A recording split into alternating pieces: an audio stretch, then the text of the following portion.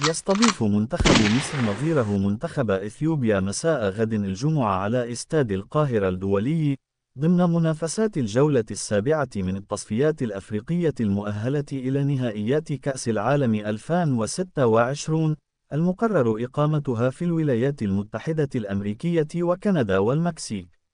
وتنطلق صافرة البداية في تمام الساعة 10 مساء بتوقيت القاهرة، حيث ستذاع المباراة حصريا عبر شبكة قنوات أون تايم سبورتس، الناقل الرسمي لمباريات الفراعنة في التصفيات.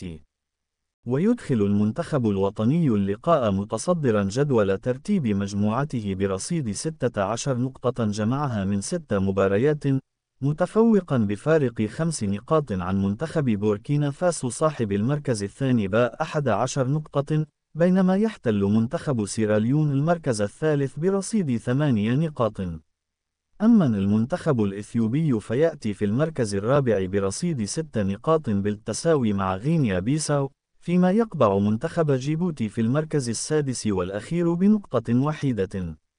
ويعاني منتخب مصر من غيابات بارزة قبل مواجهة الغد، حيث سيفتقد جهود إمام عاشور، وياسر إبراهيم، ومحمد شكري ثلاثي الأهلي، إضافة إلى محمد عبد المنعم مدافع نيس الفرنسي، بجانب محمد شحاتة لاعب الزمالك الذي تعرض لإصابة أخيرة، وكذلك مصطفى فتحي نجم بيراميدز. كما يغيب بداعي الإصابة كل من ياسين مرعي لاعب الأهلي، ورمضان صبحي جناح بيراميدز. ومن المتوقع أن يخوض الفراعنة اللقاء بتشكيل مكون من: في حراسة المرمى محمد الشناوي، في خط الدفاع محمد هاني، رامي ربيعة، حسام عبد المجيد، محمد حمدي. في خط الوسط مهند لاشين، محمود حسن تريزيجيه، أحمد سيد، زيزو. في خط الهجوم محمد صلاح، عمر مرموش، مصطفى محمد.